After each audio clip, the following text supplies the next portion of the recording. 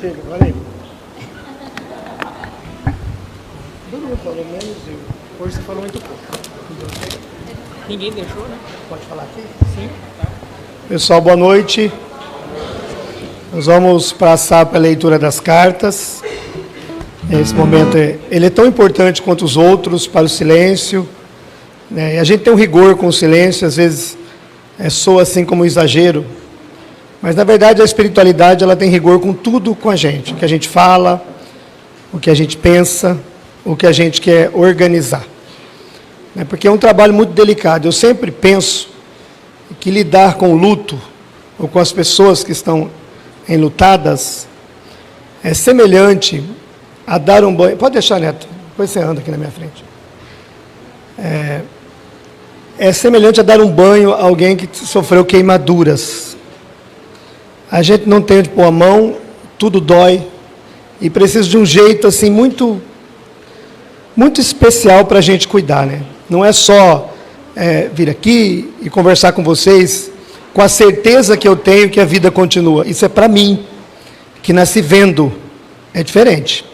Eu não precisei, por alguma razão nessa existência, passar ainda pelas provas de devolver um ente querido. Seria muito fácil para mim dizer, olha, a vida continua, vocês não precisam sofrer. Por isso que eu não penso que uma carta psicografada deva resolver os problemas da fé e da aceitação da continuidade da vida. É muito pouco.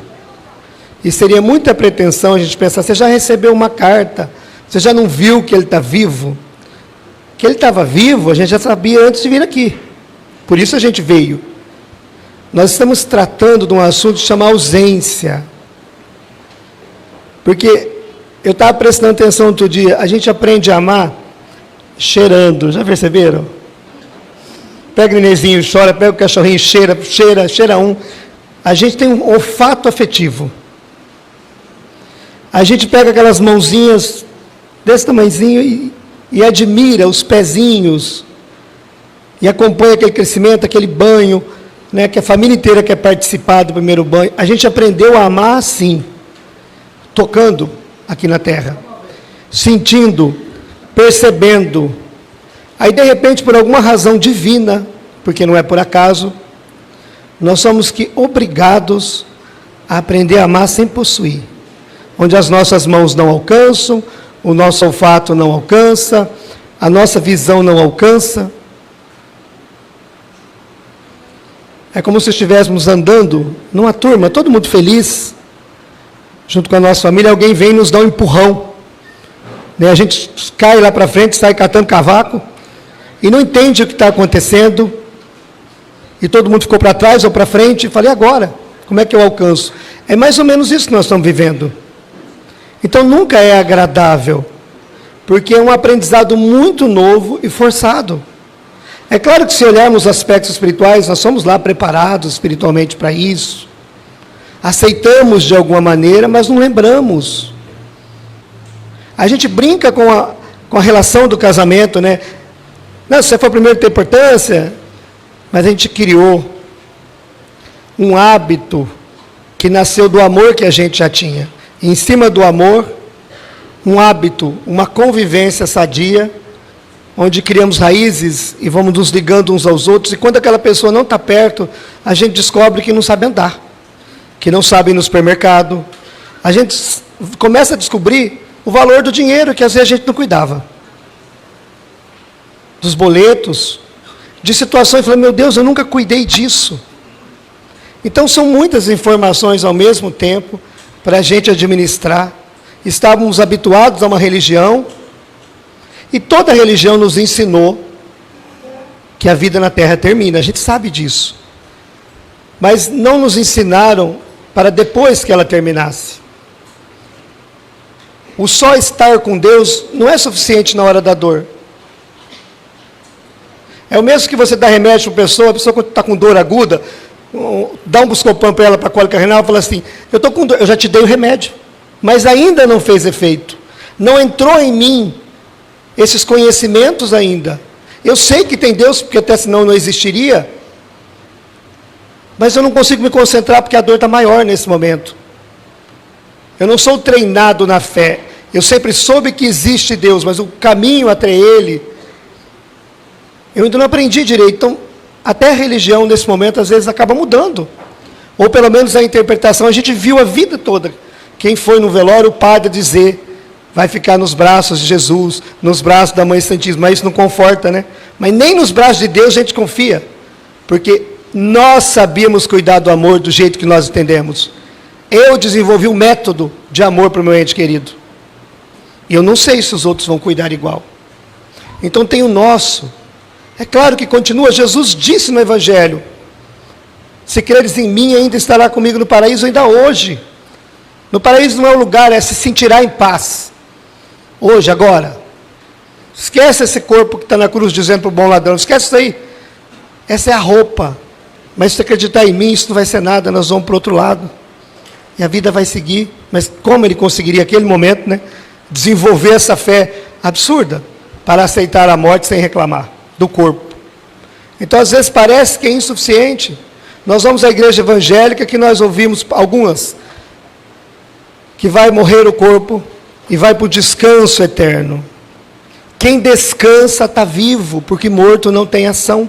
Pensem, se vai acordar um dia no juízo, está vivo ainda. Então ela nos ensina também que acabou.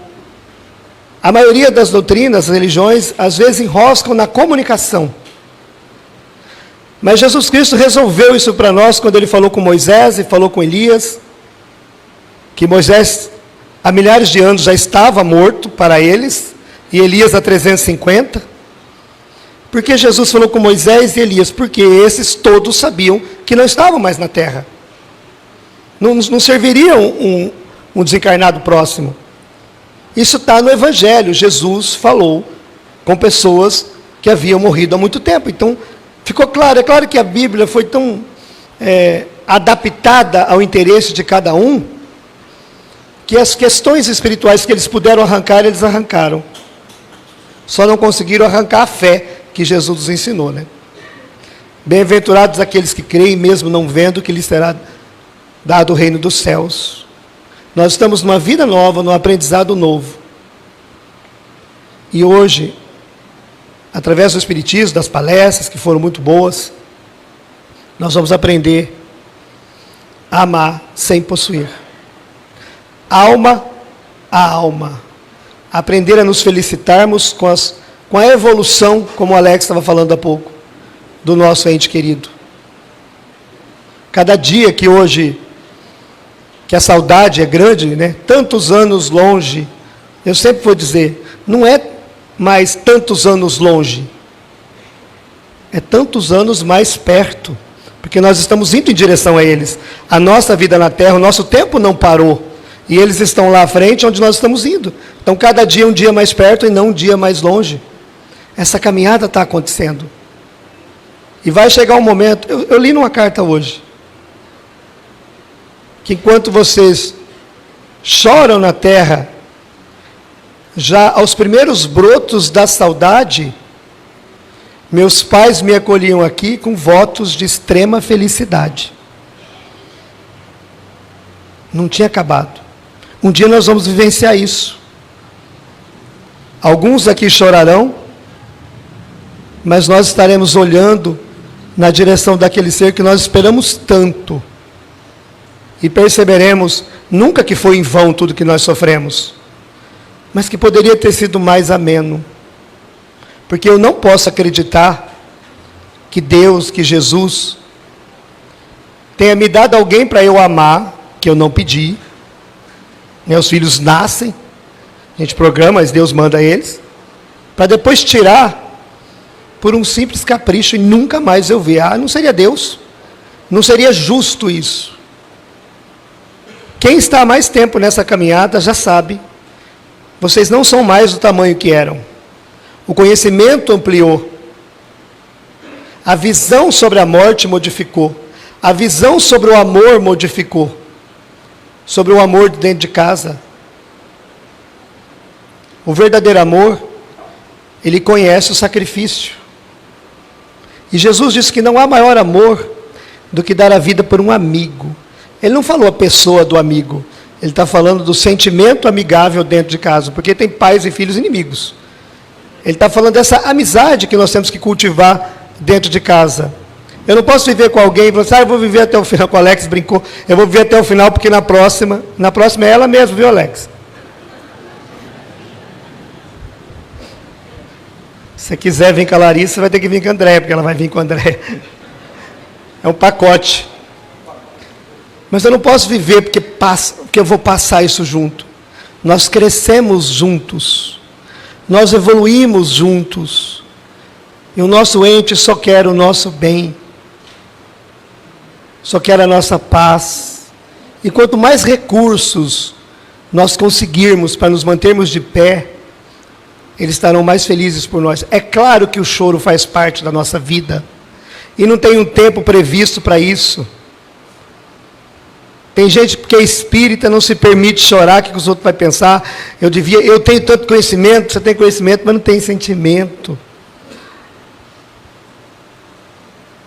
Porque se você pegar o YouTube, escolher lá uma aula de anatomia, você vai aprender a fazer cirurgia cardíaca. Agora, tenta fazer uma.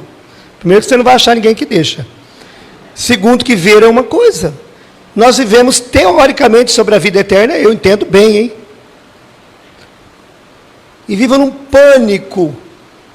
Porque a minha cachorra tem 5 anos, diz que ela só vive 10. E cachorro não escreve. Nem para comunicar. E eu estou no psicólogo administrando isso. Sem nenhuma vergonha. Porque afeto é afeto. Ela não sabe, mas eu sei o que ela representa. Eu tenho pais para devolver.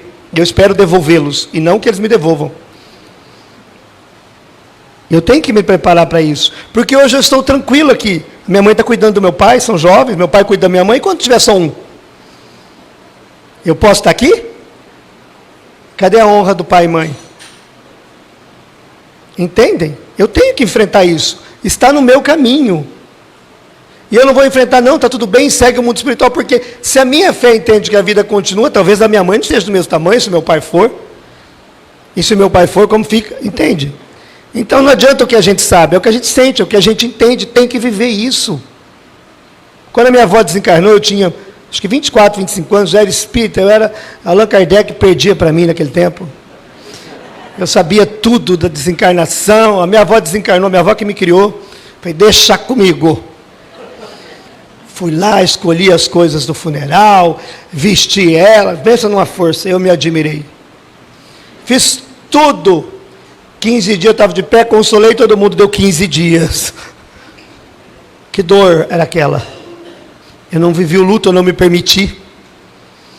A minha firmeza foi tanto, estava inabalável, porque eu achei que os outros precisavam de mim.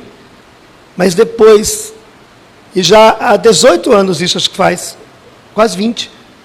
E eu ainda falo, eu vou na casa da avó, que mora os meus tios. Nem o nome eu consegui mudar. A gente está preparado? Claro que não. E nem precisa estar. Eu tenho que saber que a vida continua. E eu vou administrar isso com a melhor força que eu puder. Mas não toda. A mãe ontem fez 15 anos que o Gabriel Martins, os nossos livros, sofreu um acidente. Ele desencarna no dia 27. A mãe me ligou ontem chorando. 15 anos. Eu nunca esperei que ela reagisse de outra maneira. Porque ela é uma mãe. Ah, porque o meu filho escreveu livros, não mudou nada. Ele escreveu para os outros. Ela só é uma mãe amorosa, o Renato um pai amoroso. Não esperamos que eles não sintam a falta do filho, porque a nossa mente tem um plano. O filho nasceu, a gente já teceu a vida dele, todinha para frente, que vai casar, vai estudar, vai ter neto, a gente já desenhou tudo na nossa cabeça. Eles não têm esse plano, mas o nosso projeto existe. E esse projeto, mesmo quando a pessoa vai, ele continua nos visitando, né? Se ele estivesse aqui, hoje seria isso, se tal. Esse é o nosso projeto, é o nosso plano. É o nosso plano de voo. Ele continua existindo dentro da gente e faz parte da nossa vida, não está errado. Só que só tem que saber, esse é o nosso projeto. Não é o que Deus deu para eles. É o nosso. É diferente. Reunamos todo o nosso afeto. Lembramos os melhores momentos juntos, as melhores versões de nós mesmos junto dessa pessoa. E se tivemos desavenças, problemas, são coisas do dia a dia. Os nossos erros dentro de casa, as discussões, numa maioria, é para que o outro entendesse eu quero bem. Dá vontade de abrir a mente, né? Botar lá um pendrive e falar, é para lá a direção. Mas eles não entendem e eles olham para a gente e dizem, não pedi para nascer. E a gente briga por coisas tão banais, mas a intenção é boa. Então a gente se perdoa. Sempre veja qual é a intenção de cada coisa que você fez. O nosso irmão está falando, eu podia ter vivido mais coisas. A gente viveu as que dava. No tempo que a gente tem. Porque há relacionamentos em que um não deixa nem o outro respirar de tanto que quer ficar cuidando, né? O outro também não gosta. É a liberdade do afeto. Ninguém errou. Nós vivemos o que deu com o conhecimento que tinha no tempo que não foi permitido e agora nós estamos aprendendo algo. Eu disse hoje de manhã, esse ente querido que viajou mais cedo, ele é uma alma corajosa. Imagina que tem na minha casa 4 pessoas.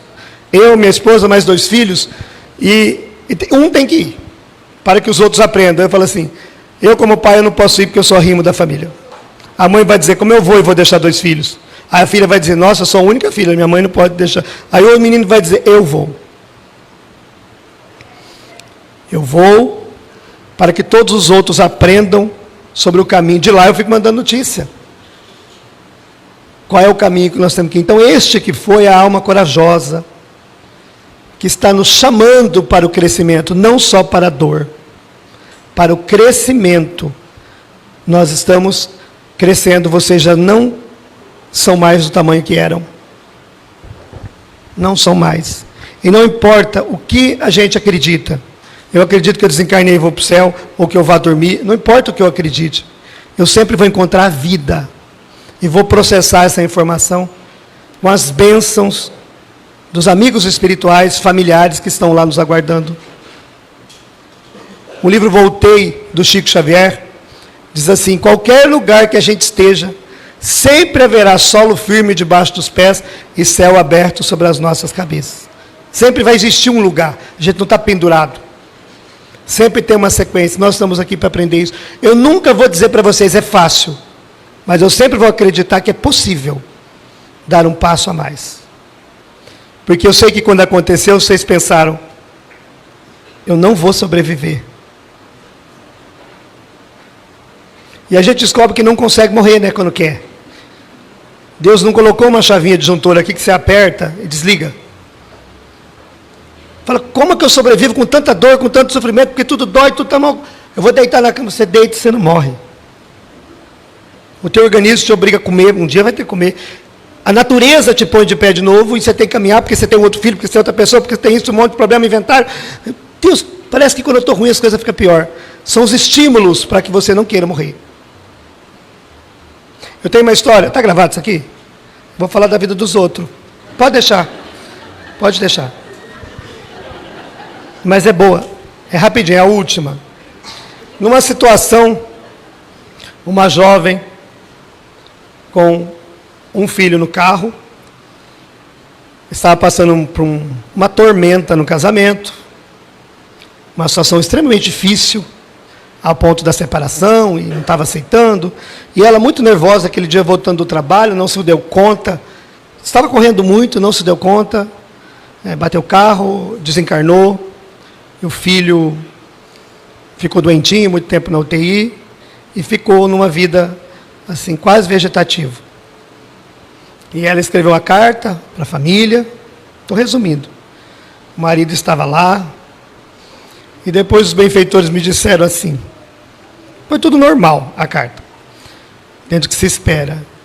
E eu disse isso para ele, o filho que ficou, ele se sentia culpado pela traição, ficou para que ele não se matasse. E a mãe do mundo espiritual continua ali na casa, cuidando dos filhos. Porque se ela não ficasse ali, ficasse no mundo espiritual, o processo de culpa dela era tanto que ela ia acabar indo para o umbral. Ela não se permitia auxílio. Então a divina providência une os dois através das limitações do filho. Esse espírito de luz, que está num corpo limitado, tem força suficiente de evolução e amor para curar o coração dos pais. Quem olha fisicamente, vê uma tragédia. Quem olha espiritualmente, nós vemos o amor de Deus agindo, educando-nos quando a gente nem imagina e nem espera. Porque o Cristo nos ouve. Ele nos sente. Ele sabe quem somos. Nós é que achamos que não. Maria Santíssima sabe da nossa dor e envia sempre alguém para cuidar do nosso coração. Nós não estamos sozinhos. Estudem, leiam, entendam onde mora o seu ente querido, que você vai começar a ter paz. Porque mais difícil do que ter alguém longe da gente é não saber onde esse alguém está. Aí a gente complica a nossa situação. E se nós podemos ter notícias, surge alguma esperança para que a vida retome um curso. Porque devolver um ente querido, fisicamente, é como se a gente perdesse um pé. Com o tempo, a gente volta a andar, mas sempre vai mancar. Nunca vai ser igual. Nunca. Igual não vai ser. Falta alguém. Nós podemos crescer com isso e cresceremos. Mas essa ausência é o estímulo para que a gente não desista de si mesmo, de nós mesmos e do nosso progresso. Porque se ele está lá em cima, vamos pensar no lugar alto, a gente se rala inteiro, mas vamos subir essa montanha, né? Porque vale a pena. Nós estamos indo para lá. E alguém pode dizer, eu não acredito nessas baboseiras. A gente se vê do outro lado, fica tranquilo. Eu vou falar tudo de novo. Nem que for lá de baixo. Vamos à leitura das cartas. Muito obrigado.